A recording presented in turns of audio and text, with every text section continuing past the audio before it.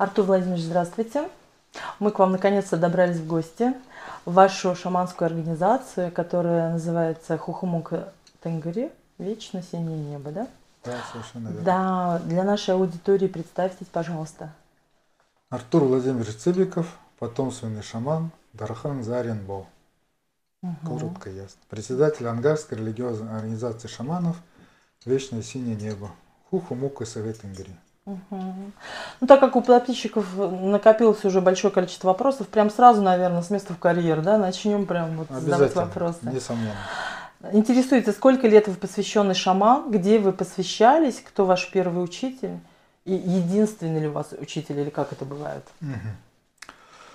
Ну, так скажем, с детских лет я помню, как мой дедушка по отцовской линии, двоюродный дедушка, моей бабушки, родной младший брат, в книгах по шаманизму Республики Бурятия он записан как шаман Закаменского района Жохай. Это мой вот дедушка, который был шаман. С детства я видел, как он делал обряды. Я приезжал, он делал обряды, лечил людей. Ну и как бы с шаманизмом я, в принципе, общаюсь с детства. Вот как я помню, мы приезжали в Хужир, деревню, город Закаменск. И там я видел, как он наливал в тазик воду, нагревал в банке олово или свинец и наливал это в тазик. Если там сталагнит или сталактит, который снизу, сталагнит, по-моему, или сталактит. Ну, в общем, вот сосулька поднимается в воде, значит, он мог человеку помочь и лечил. Если как дробь, как ртуть по поверхности олово раскаленное разлеталось, он говорил, что болезнь не осилит. И люди уходили и искали другие способы. А в 1988 году мой папа стал шаманом. И у него был учитель Алексей Нарбоев в городе Закаменске. И вот с 1988 года мне тогда было 14-13 лет.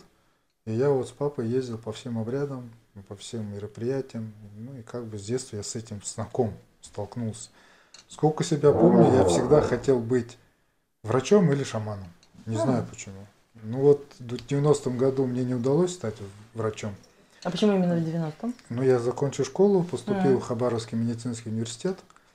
Ну и подрался со старшекурсником, меня отчислили. Ну и получилось так, что я пошел потом в армию. А вы в молодости часто расчехляли кулаки, да? Ну, есть такое дело. Ну, 90-е годы же. Или ты бьешь, или тебя бьют. Ну, характер вы хангодры воины, поэтому... Ах, вы хангодр. Да, поэтому тогда это все объясняет. Выбора нету. Умри или победи. Вот, а прямой шаманизм, вот непосредственно современный, он как бы не современный, он наш архаичный, древний, но поскольку были тяжелые времена, наши бурятские шаманы, как и ламы, они прятались.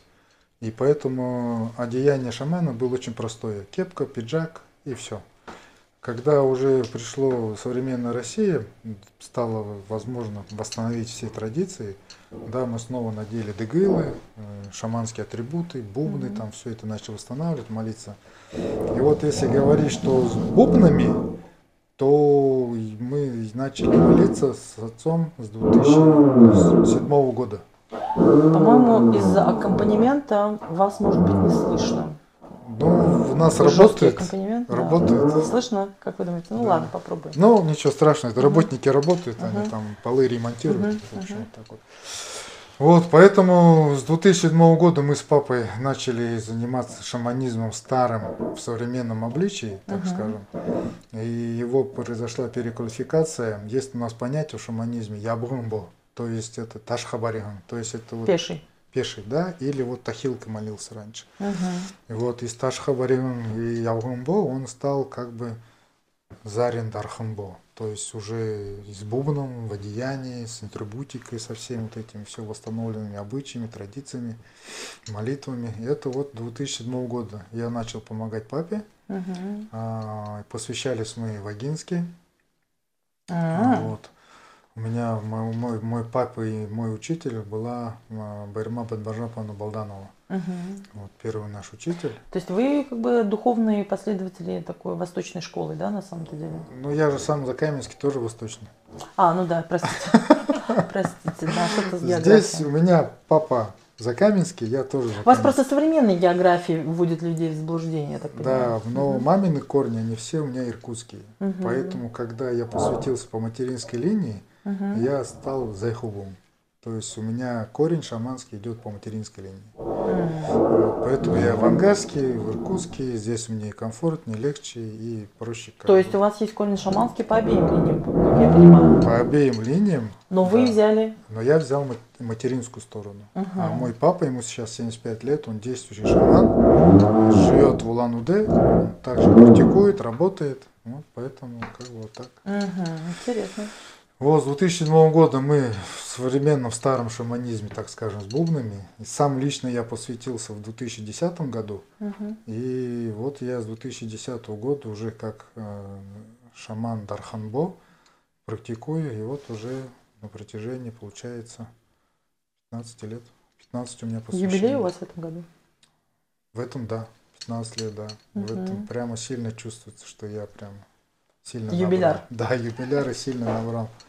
Очень много всяких вещей, откровений, понимания пришло. Мгм. Ну, то есть, То действительно, есть они постепенно прогружаются, все эти информационные слои. информационные слои погружаются постоянно, с утра до вечера, 24/7.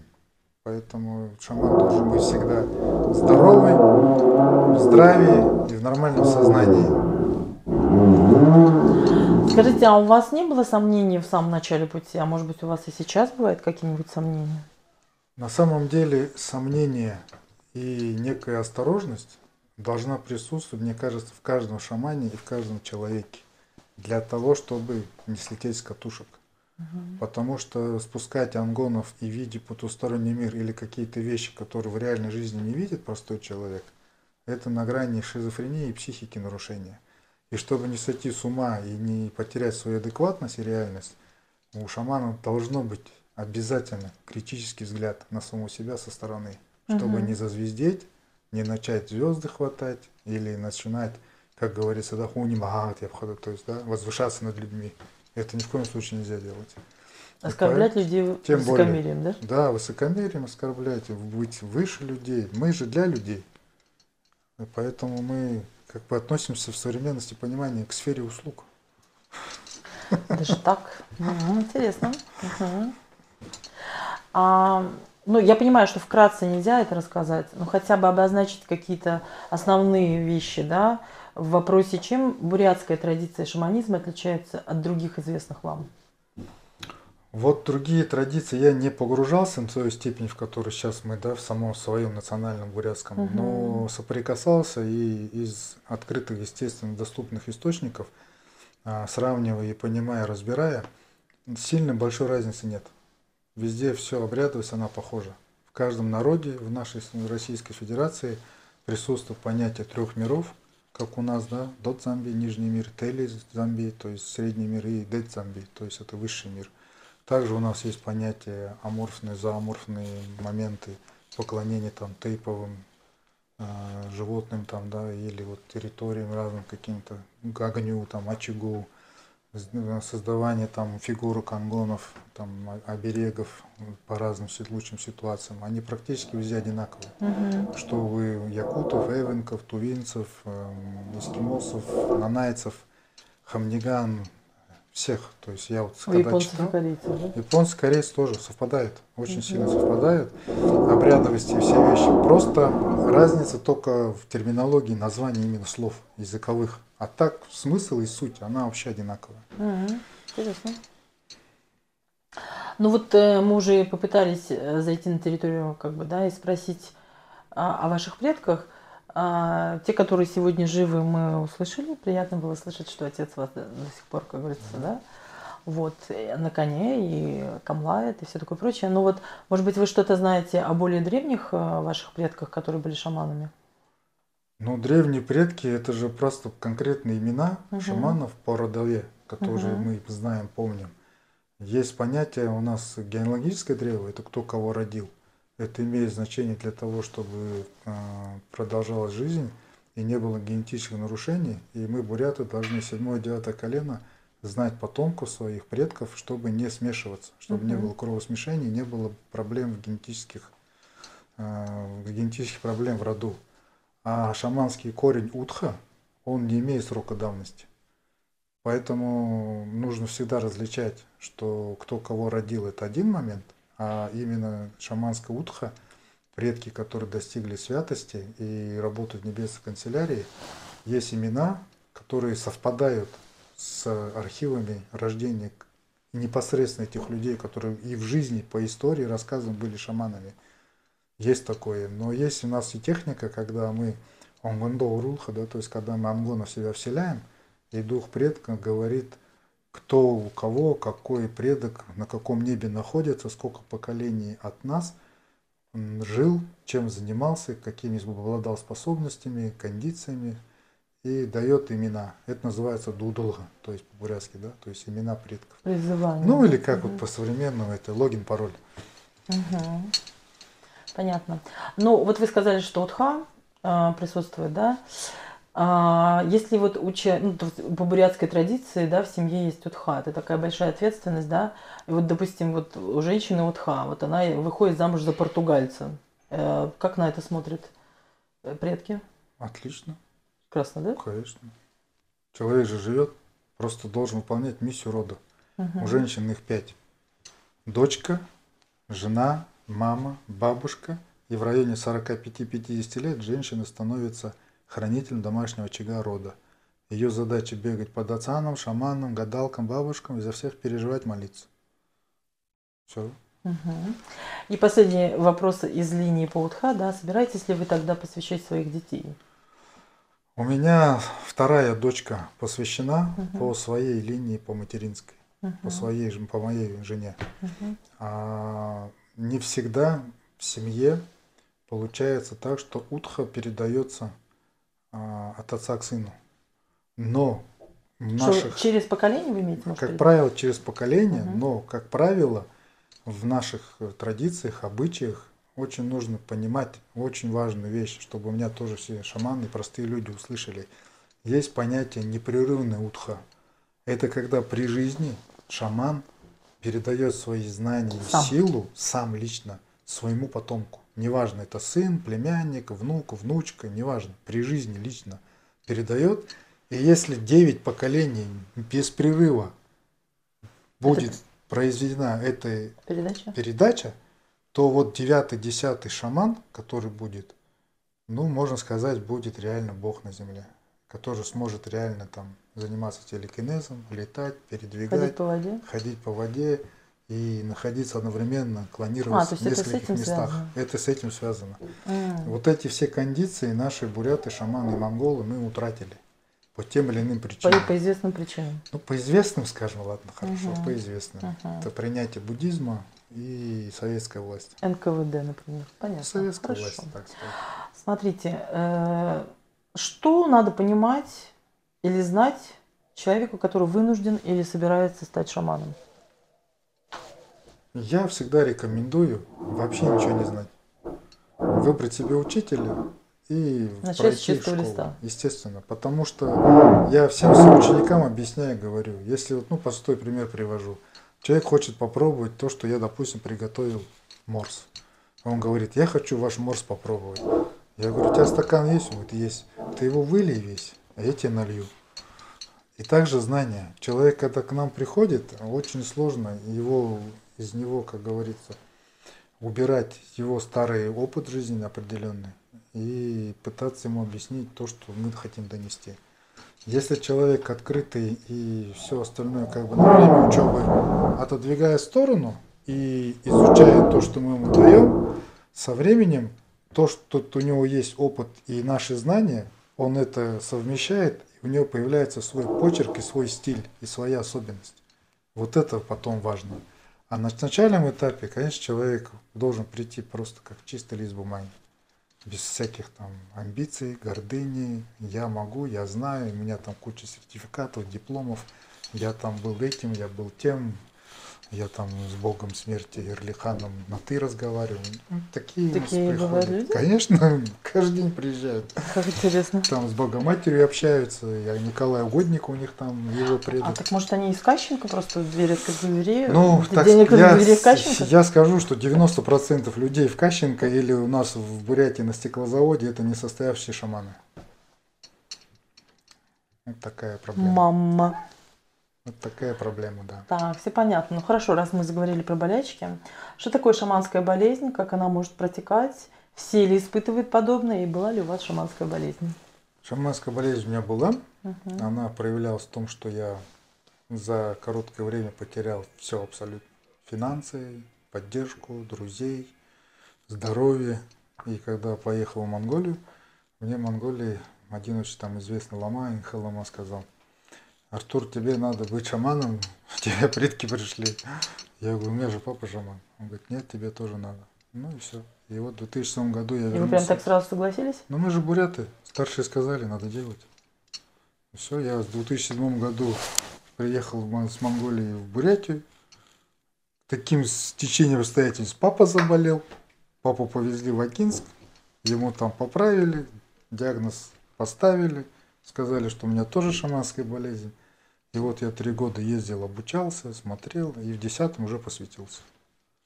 Вот так вот и все. То есть вам нужно было некоторое время поучиться, потом посвятиться, Ну да, я же... Сколько времени вы обучались? Ну, я обучался вот 3 года, но там у нас обучение же не такое, что мы сидим и записываем, как в обычных учебных заведениях. Я потом понял, что такое шаманская учеба. А это реальные практически прикладные вещи. Когда вот тебе учитель, шаман говорит, ну-ка съезди там за 100 километров барана привези. И вот туда приезжаешь, там пастуха нету, бараны бегают, и ждешь, когда приезжает мужик, здрасте, здрасте, можно барана у вас купить? Сейчас, говорит, хозяйка придет, все скажет. Я говорю, какая хозяйка? Ну, жена моя. Я говорю, а вы что, не можете решение принять? Нет. Жена, хозяйка. Вот, у них матриархат. Интересно. И вот ждем хозяйку. Приехала хозяйка, продает барана. Потом на другую стоянку надо ехать купить айрык. А там же степь. Надо съездить за 100 километров, деревья взять на обряды.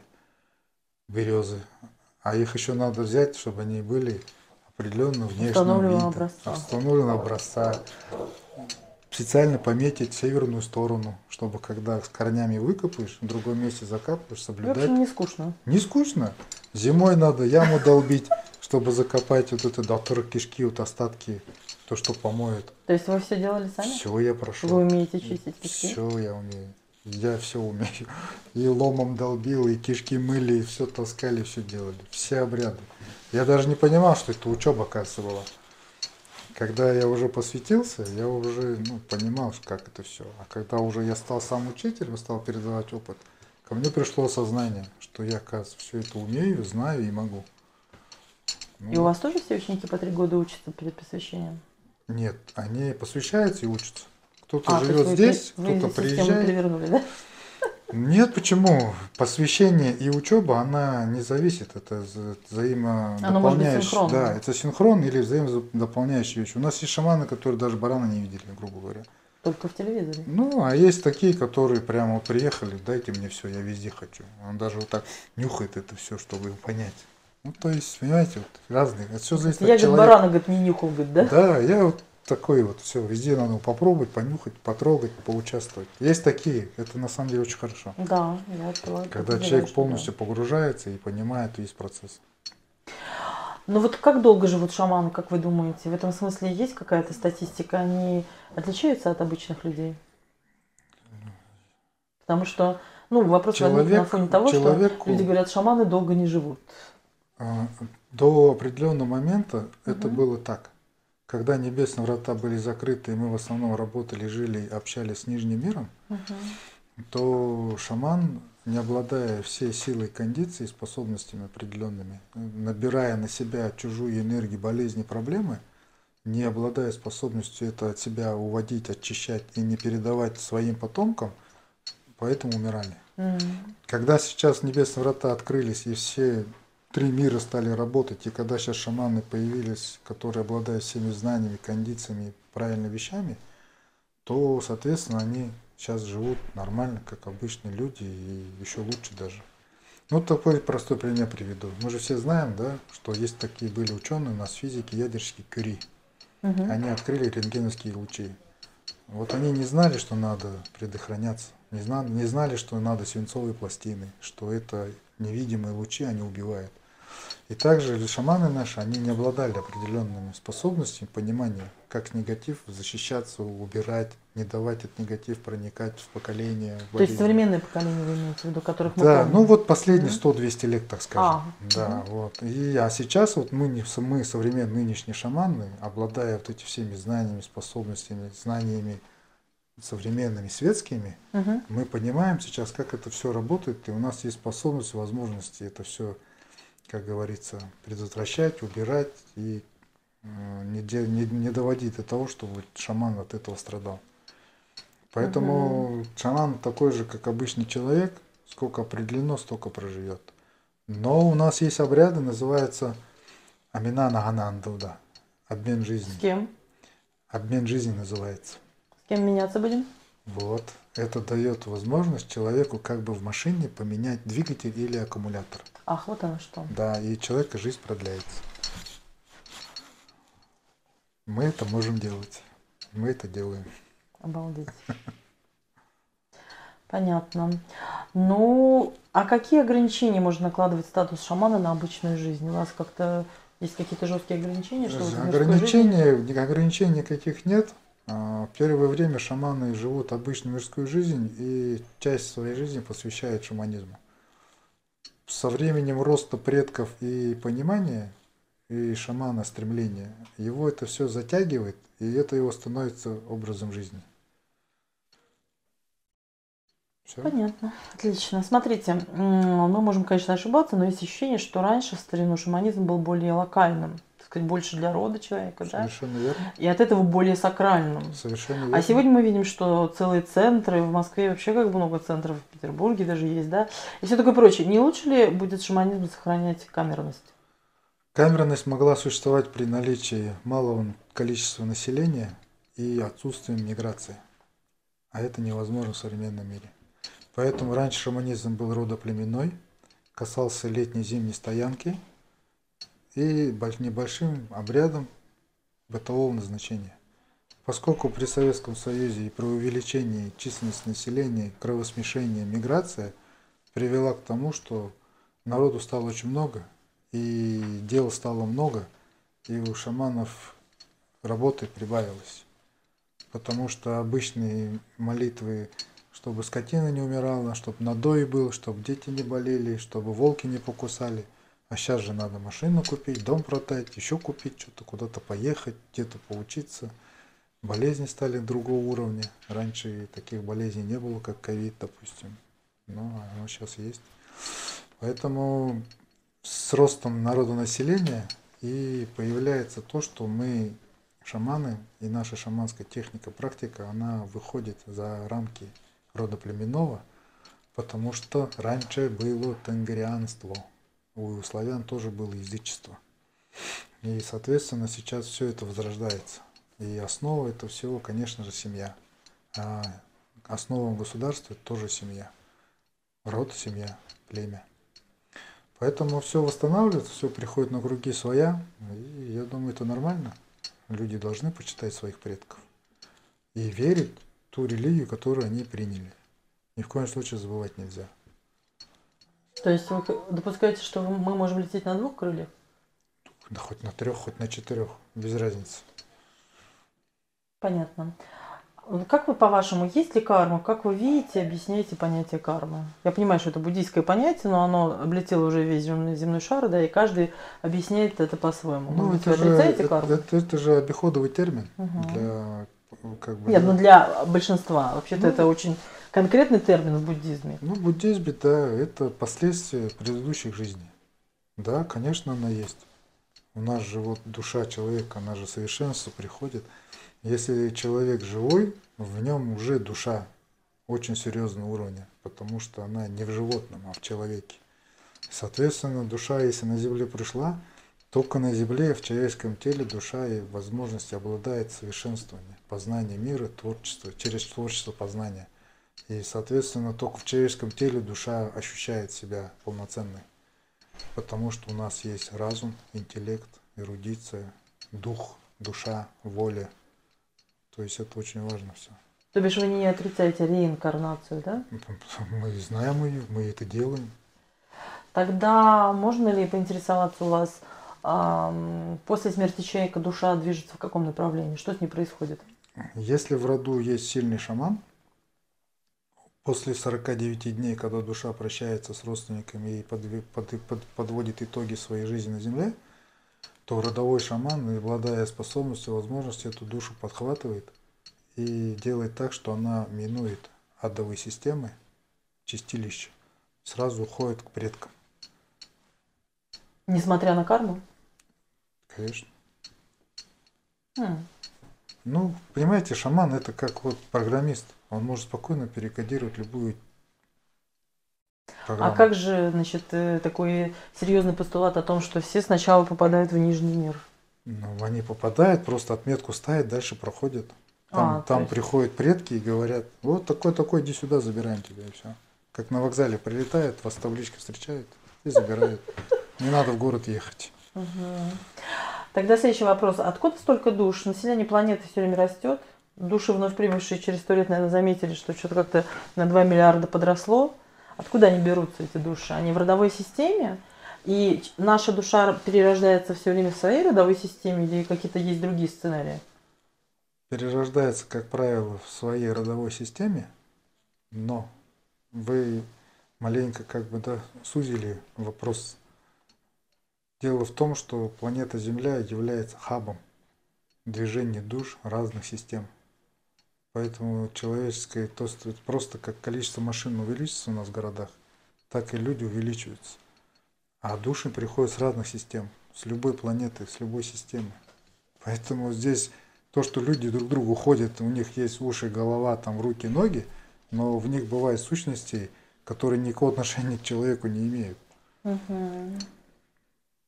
Вы знаете что, мы вот тут наслушались, что есть земной шаманизм, есть небесный шаманизм. Можете нас как-то... Ну, земной шаманизм это как раз вот и является узкоспециализированным и родоплеменным.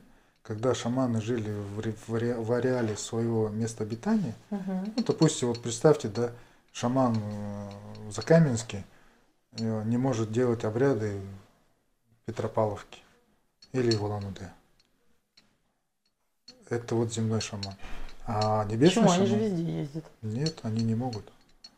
Ябугын Ташкабарихан, земной шаман, не имеет права и не может делать обряды на другой территории. А мы, у небесные шаманы, Тенгри Заян, мы вечно все небо молимся, для нас планета храм, и мы можем в любой точке мира молиться. А в чем проблема? Они не могут догадаться молиться с личностным небом? В чем там? У них нету на этого уровня посвящений, знаний. Они заложники своих традиций. Интересно. Потому что традиции это же людьми сделанные привычки. А есть сакральные вещи, в глубину веков уходящие. Про это никто не говорит. А вы посвящались как земной шаман? Нет, сразу небесный. Сразу как небесный. Вот у меня папа в 88 году был посвящен земным шаманам. И у него были ограничения. У него не было бубна. Он не имел права бубна иметь. Вот вы в Агенске посвящались как сразу небесный шаманизм. Да. Понятно, интересно.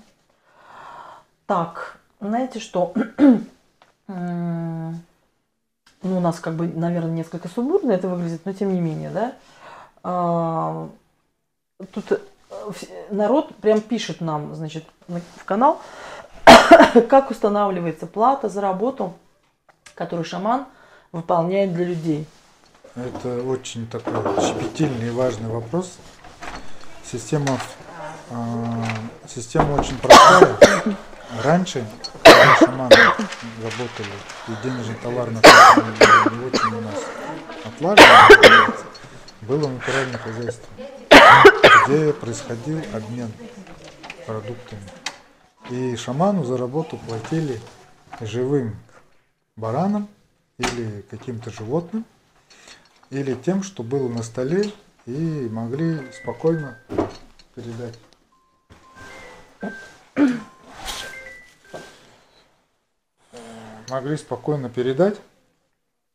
И денежная финансовая политика шамана формируется.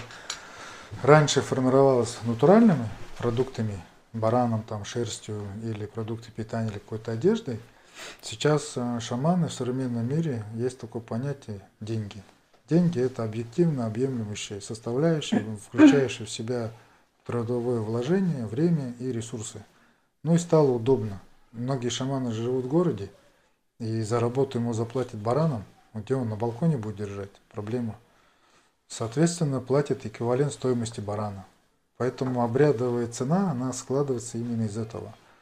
То есть за работу шамана человек от своего внутреннего понимания, он как минимум должен заплатить цену барана, ну или больше. Ну а так вообще в принципе все шаманы, они работают кто как может.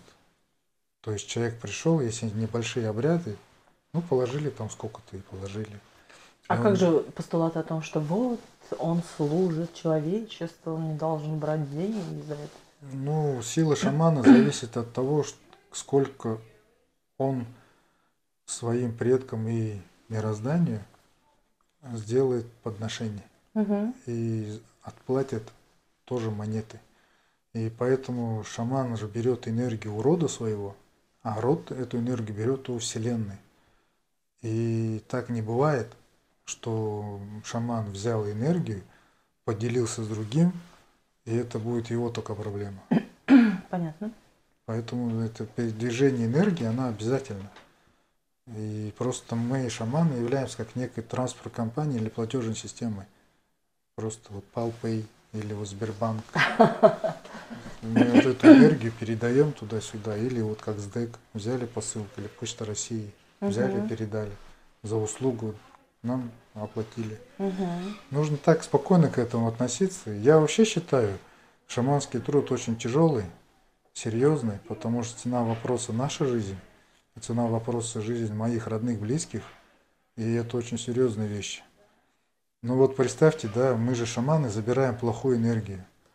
Это вот представьте, человек пришел домой, да, у него дом разрушился, и он нанимает строителей, дом отремонтировать, восстановить, капитальный ремонт сделать. И вот приходят работники и это все делают. И когда они построили мой дом, он говорит, ну хорошо, вы молодцы, до свидания. Но так же не бывает. И шаман тоже, мы работаем, мы забираем негатив, мы забираем тяжелую энергетику, болезни, проблемы людей. Это надо все снять, утилизировать, упаковать, развеять, растворить. А есть же специальные божественные службы, которые этим занимаются, переработка негативной энергии. Им же тоже надо платить. А шаман платит энергией, молитвами и тем, что он камлает, молится и этим живет. А если за это не заплатить, не рассчитаться, то вот эти системы божественные, они выпишут штраф, налог, пени, и потом человек страдает, шаман страдает, или его родные и близкие страдают. Вот это проблема же. Зачем? Нужно делать так, чтобы ни у кого не было проблем. Опять же, человек должен, ну как бы, тоже понимать, делиться. Это серьезная вещь. Да. И не надо переживать. А то, что там шаманы цены устанавливают, то никаких проблем нет. Любой коммерческой структуры, блин, любой человек, блин, сам хозяин товара, он как хочет, так и делает. У меня, допустим, есть возможность, где человеку я могу пойти навстречу. Ну, я вижу, допустим, да, вот приехала мне женщина, у нее 9 детей, она без мужа. И, соответственно, ну, как бы, понятно, что тяжело ей. Но какие-то обряды я сделал, ей помог. А есть люди, которые, ну, финансово состоятельные, им говоришь, что, ну, как бы, если, да, но все это добровольно. Мы же не заставляем людей. Человеку говорим, что такие вещи, то-то надо купить, то-то сделать. Человек соглашается или не соглашается, его право. Поэтому всем шаманам и людям будьте благосклонны, терпеливы и философски ко всему относитесь. Расскажите, пожалуйста, нашим подписчикам, что такое родовой обряд? Родовой обряд угощения предков – это самый важный, самый серьезный, очень сильный обряд, который в себя включает решение практически 80% всех проблем человека. Родовой обряд позволяет связаться и установить хорошую плотную связь со своими предками, небесными покровителями и на так называемые наши полубоги. И когда мы делаем родовой обряд, наши предки полубоги получают право, возможность нам помогать живущим на земле своим потомкам. Высшие боги дают на это разрешение. И когда высшие боги дают разрешение, и наши полубоги, наши предки начинают нам помогать, восстанавливается вся иерархия, структура и автократичность. И тогда все начинает работать. Шаман, люди на земле живые, наши предки полубоги и божественная система понятия мироздания, природа. И когда это все гармонично начинает работать, у людей в жизни все налаживается, все приходит в порядок, все приходит в гармонию. Болезни уходят, финансовые проблемы уходят. Ну и как бы внутри счастье приходит, настроение хорошее. Тоже нормально? Да. Вы знаете, что я заметила, что слово из бурятского языка ангон в наши годы, так сказать, да, получило огромное распространение. Я вижу, даже иногда его пишут ангон, в общем, кто во что гораздо, да. Вот, вы можете объяснить, что означает бурятское слово ангон? Даже не задумывался, кстати, по этому поводу. И сказать даже не могу. Но ангон, да ангон. Просто дух предка. Дух предка. Да, дух предка, который замещает душу шамана, входит и берет тело в свое управление и пользуется телом и вещает или дает информацию, или дает какую-то энергию и приходит по запросу. Ну, обычно говорят ангон дух предка. Ну, вы же шаман уже, который не только своими родовыми, да, ангонами занимаетесь, а бывает, что приходят совершенно разные люди к вам, и вы можете заселить ангона разных родов, я правильно понимаю? Да. А были ли у вас случаи, когда ангоны говорили на иностранных языках, на английском, немецком, португальском, австрийском? Были на таджикском, узбекском, киргизском, азербайджанском, талышский, это азербайджанцы, турецкий, немецкий, английский был, якутский, татарский. Но, как правило, не стопроцентно прямо диалог идет, а некоторые фразы такие отрывистые, но тот человек, который ждет и встречает своего предка, у него в голове внутри для него все понятно. Хотя иногда бывает, что это похоже на тарабарщину, но какие-то слова, вещи, они звучат, и человек понимает, о чем идет речь. Когда я выхожу сам транс, я это не помню. То есть вас откидывает, как говорится, извините, я перехожу на жаргонизм, 100% откидывает вас, да? То есть вы ничего не слышите, не помните? Нет, есть вещи, ангон рознь, это первое. Второе.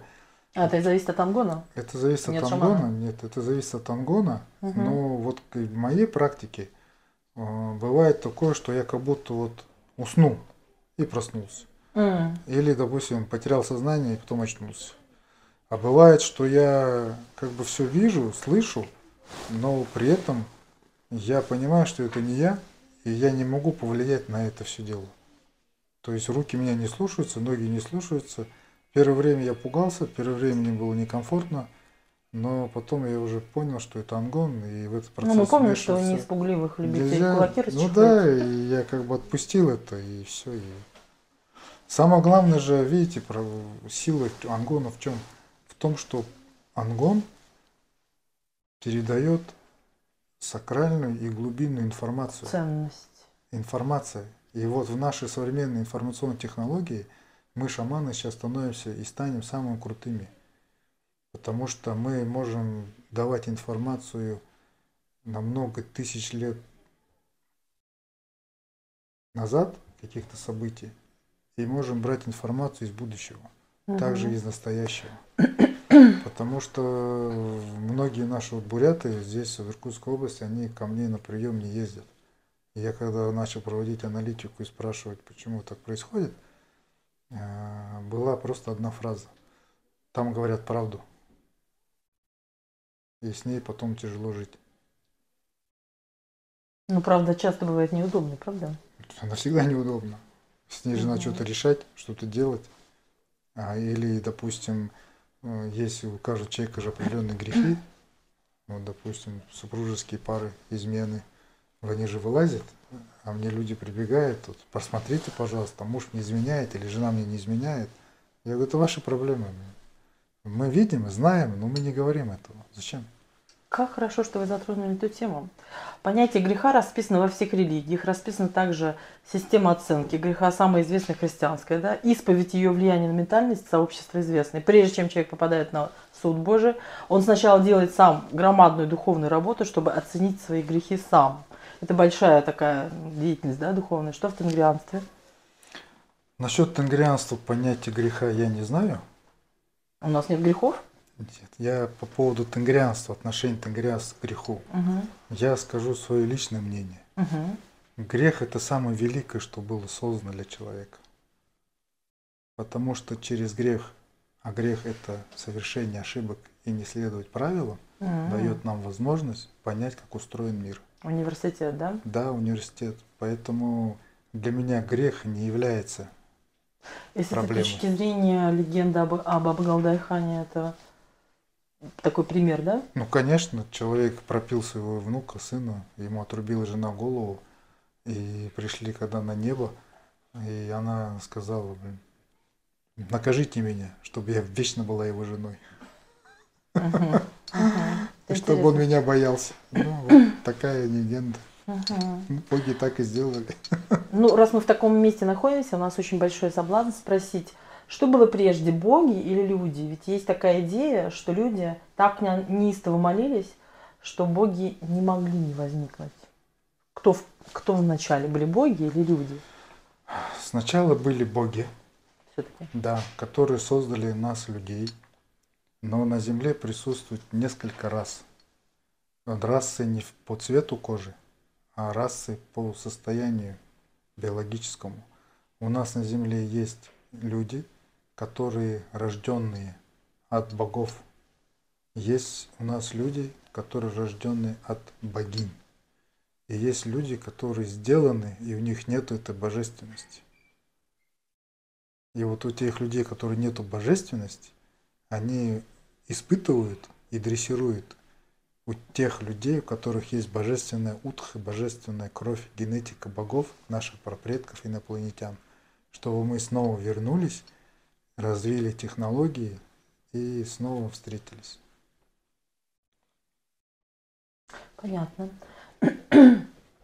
Ну, раз мы о богах, где сейчас старые боги? Они еще существуют? Их можно оживить? Они смогут ожить и набрать силу, если в них снова начнут верить и молиться? Ну, мы это уже сделали. Мы же видим, как мир меняется. Все пробудилось. То есть команда с горы Олимп может возникнуть снова, да? Ну, касаемо горы Олимп и непосредственно греков обязательно. Но наши бурятские боги сейчас идут первые. В связи? Потому что мы все это сделали уже. Угу. Это интересно. А могут возникнуть новые боги какие-то? И как это бывает? Конечно. 100%. Есть же боги, системы, которые приходят в человеческие тела аватарами. И здесь проводят свою политику. Поэтому мы же не знаем, какие боги у нас сюда прилетели и ходят на Земле. Угу. Каких систем, каких уровней. Угу. Скажите, а вот в шаманской жизни что такое самое счастливое, приятное, и что самое трудное и неприятное, печальное? Я раньше тоже переживал по этому поводу, что многие вещи я не могу делать. 4-ю раку степень лечить, там, диабет, по воде ходить, да. Но со временем, недавно я понял очень интересную вещь. Оказывается, у богов строгая инструкция. И они не могут совершать движение, потому что для них понятия времени не существует. Они находятся одновременно в прошлом, настоящем, будущем. И они как бы в статическом состоянии, в нуле. Угу. И для них, они зафиксированы. Да, и для них жизнь – это движение. И только мы, живые люди с Земли, своими молитвами, просьбами и алгоритмами, задачами даем возможность им начинать двигаться. и они начинают жить в этом моменте. Для этого мы им нужны. Для этого мы им нужны. Поэтому, когда мы живем на земле и даем возможность богам двигаться и ощутить жизнь в бессмертии, мы здесь на земле, человеки, люди, в течение нашей человеческой жизни мы должны ощутить и понять, что такое вечность.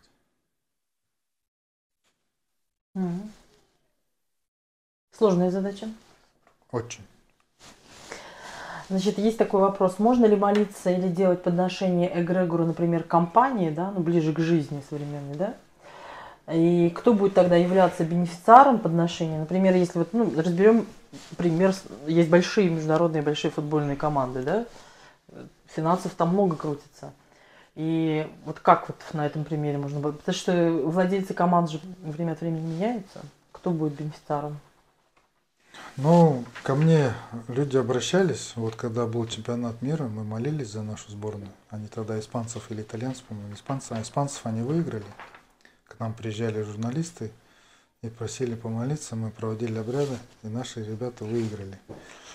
По поводу шаманизма и конкретно приближения, бенефициар, конечно же, в первую очередь это предки, боги, ну и мы просим у них посодействовать удачу. Вот мы у них попросили посодействовать удачу для футбольной команды, допустим, да? Да. Бенефициаром будет владелец, генеральный директор или кто? Как это вообще распределяется? Команда вся. Вся команда. Все получат. Все получат благость, на да? свое уровне бонусы. Спортсмены получат здоровье, получат легкую силу, выиграв в компании хозяева, получат прибыль. Все взаимосвязано. Но мы молимся за наши вот ангарские хоккейные команды, за ребят. Ну, неплохо. Есть просто родители приезжают, лично просят помолиться за своего сына там. Но вот они поднимаются по карьерной лестнице. Их забирают в хорошие клубы, получают зарплату они. Ну, то есть здорово. Наши боксеры, борцы. То есть мы за них молимся. Когда тренер приходит и просит лично, конечно, мы это все делаем. Ну, процент большой результатов, так скажем. Мы слышали, знаете, что у вас супруга тоже посвященный человек, да? Да, она посвященный человек. Так случилось, что у нее в роду ее родной прадед был бурятом, здесь вот в Иркутске. Вот. И был купцом и занимался на Качувском тракте. Товары возили, вот у него был как бы доходный дом, ну, гостиница. И он там принимал людей, лечил и помогал вот организовывать грузопереправку по Иркутскому, Качувскому тракту. Вот. И да, мы познакомились, встретились. Ну, как и подобает жене, за мной пошла, все, и рядом находится. Что вы можете сказать? Это сложно, когда супруга тоже является посвященным человеком? Или это, наоборот, как-то облегчает жизнь? Практики. Я хочу сказать и предостеречь всех шаманов, потому что когда шаман становится на свой путь, на свою дорогу, как минимум вторая половина должна поддерживать и принимать, а максимум лучше всего стать тоже шаманом, потому что... А как же утха? Это утха у всех есть, мы же люди. Все люди, у всех людей есть утха, у всех людей есть предки. Соответственно, для того, чтобы, когда один из супругов становится шаманом, со временем его энергетика растет. Это, как знаете, вот представьте, да, мы что-то нагреваем. И чем дальше шаман идет, значит, тем сильнее вот этот предмет нагревается. Ну, представим, да, там кружка. Стоит на плитке железной, она нагревается, вода в ней кипит. И уже просто голыми руками ее взять очень сложно. Мы должны взять там полотенце или прихватку, да, и это взять можно будет. И вот когда один из супругов становится шаманом, он становится энергетически очень сильным и тяжелым. И чтобы рядом ему вторая половина это выдерживала, ей надо тоже расти. Поэтому, когда шаман в семье появляется, вторая половина должна понимать, что рано или поздно для сохранения здоровья и семьи желательно становиться тоже шаманом. и проходить это все, совершенствоваться, набираться сил и быть вместе, единым целым. Это для детей лучше, это для семьи лучше, это лучше для здоровья человека в целом. Ну вот существует такое мнение, что мы переживаем, значит, золотой век шаманизма. Как вы на это смотрите? Еще нет. Еще нет. Нет, конечно.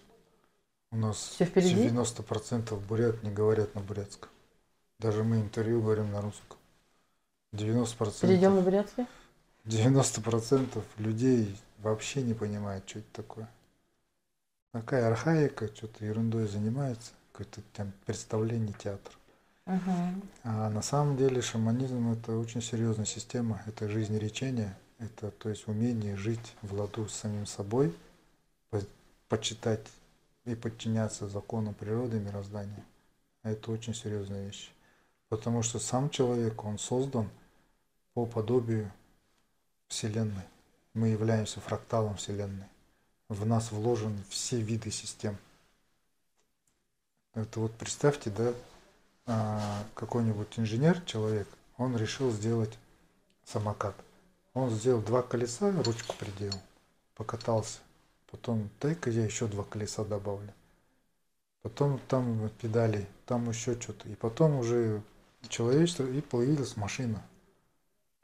Это серьезно сейчас механизм. Очень высокоинтеллектуальный, очень серьезный.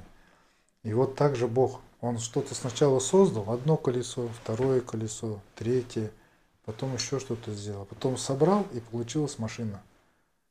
Но вот колесо по отношению к машине, оно начало, но оно ниже по статусу.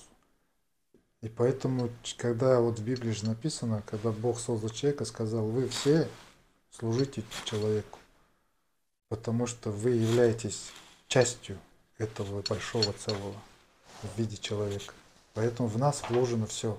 И все разные системы, они ждут свою, как бы говорится, долю авторскую. И мы должны за это почитать и с ними делиться. Ну, соответственно, каким вы видите будущее бурятского шаманизма? Великим. Это же просто, очень просто. Мы же понимаем, что Байкал святой. 35 тысяч лет назад андроневские, денисовские раскопки археологические доказывают, что протобуряты жили здесь на Байкале. 35-40 тысяч лет назад мы, буряты, здесь жили. И Бурятское озеро Байкала является святым. Ну, значит, мы тоже все святые здесь. Но раз мы все святые, значит, мы должны подобающе себя вести. Сохранять, беречь, любить, ценить, уважать. То есть все хорошие нести благости. Ну, соответственно, раз мы тут живем, значит, мы достойны. Но раз достойны, надо держать марку. Поэтому природа общения могут только шаманы. Все другие религии же не признают этого. Они же основываются на святых писаниях, созданными людьми, имеющими исторические корни. А у нас, у бурят, оно все изоаморфное, духовное, потустороннее, энергетическое. Поэтому у нас гораздо сложнее все. Вы живете с момента посвящения и по сию пору, да, на шаманской земле. Вот здесь вот прямо, где вот Байкал, жили наши Бурятия, предки и так Псков, далее, да. Все, вся земля святая. Да, если бы жизнь сложилась таким образом, судьба, что вам нужно было бы переехать на какие-то там западные земли, да, вот, то чем бы отличалась энергетика? Или вообще, как вообще обстоятельства отличались бы? И вообще, были ли вы за то, чтобы сорваться и поехать, если бы все условия были созданы, что нужно вот переехать и жить, допустим, в Германии, в Москве, там, я не знаю, в Нидерландах? Ну, есть такое понятие, где родился, там пригодился. Только с этой точки зрения? Это первое. Второе. Для меня лично, с точки зрения как человека, как кочевника, вообще без разницы, где жить и работать. Тем более современные технологии, интернет позволяет вообще быть где угодно. А как же мнение о том, что вот предки вас не услышат за 1000 километров? Как не услышат? Мы же вечно все небу молимся. YouTube же везде работает. Так и небо все работает. Ну, шаманизм — это небесный интернет. Просто, чтобы люди поняли. Это небесный интернет. К нему можно подключиться в любой точке мира. Как вот обычно зайти в YouTube в любой точке мира. То есть вы могли бы на чужой совершенно земле совершенно спокойно и смело Конечно, работать, да? да, я бы помолился духом местности и договорился бы с ними. И все то же, что вы здесь видите, то же самое там появилось бы. Без проблем. Понятно. Как вы видите свою старость? Я свою старость вижу замечательно. Мне Расскажите. 52 года, мне дают 35 лет 40. Так. Мы шаманы, когда молимся, все правильно делаем, мы в 5 раз медленнее стареем. 5 раз. Да. Мои ровесники То сейчас, есть я к 100 просто... годам вы будете выглядеть как 20-летний, вы хотите сказать? 80-75 лет будет к 100 годам. Ну, по крайней мере, хочу. Вот мой прадед прожил 107 лет. Я хочу 108. Вы его помните? Вы застали Конечно, его? да, я его застал. Я маленький, помню, застал. Ох, он меня ругал все время. За что? Но я такой был неспокойный. Я залазил на крышу, на трубу, кричал. Он меня там, ну-ка слазь оттуда. И так далее. Ну, конечно, везде же бедокуришь, на чердак залезешь, там, на дерево залезешь. У вас есть сын, который бедокурит и залезает на чердак? Нет, у меня 5 дочек, 1 внучка. Ах, вот оно что. Да.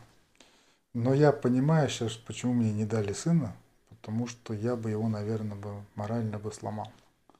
Потому что я очень жесткий и требовательный.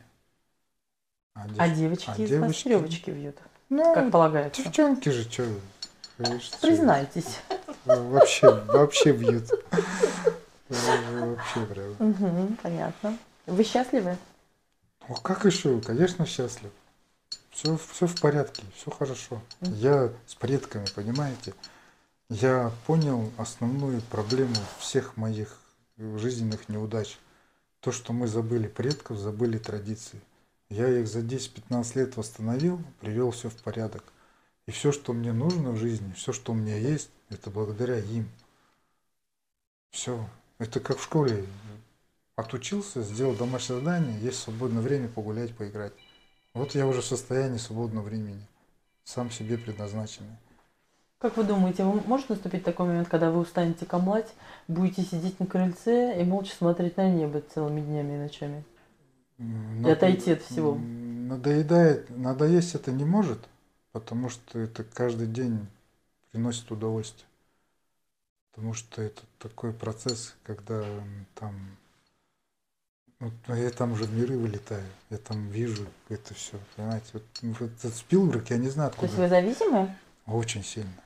Прямо это же плохо. У меня прямо ломки, если я не покамлаю. У меня все болит, у меня псих внутри. Это очень такая штука серьезная. Я вот удивляюсь, вот и наши режиссеры, и это кинематограф, откуда они все берут, это «Аватар» там или «Звездные войны». Ну, там примерно то же самое. Ну, Алан же Мамеев рассказывает. Прямо это все точно. Вы не смотрели это интервью? Нет. Что у перуанских шаманов есть целые деревни, где к ним тоже люди обращаются. Но самые высшие иерархии голливудские имеют свою деревню. И туда вообще, ну, то есть никого они не принимают, кроме как... И вот режиссер «Аватара», как его? Спилберг? Ну, да, Спилберг. Он тоже как бы клиент, так сказать, такой деревни, да. Они ими занимаются, они же употребляют там айваску и все такое прочее.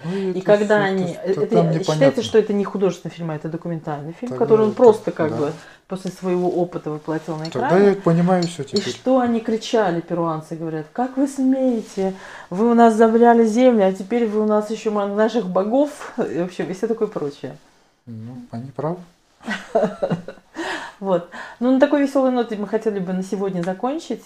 И по-бурятски такой, значит, на будущее закинуть удочку, что, возможно, мы не в последний раз, поскольку канал такой открылся, позволите нам приезжать к вам время от времени для того, чтобы задать вопросы страждущих.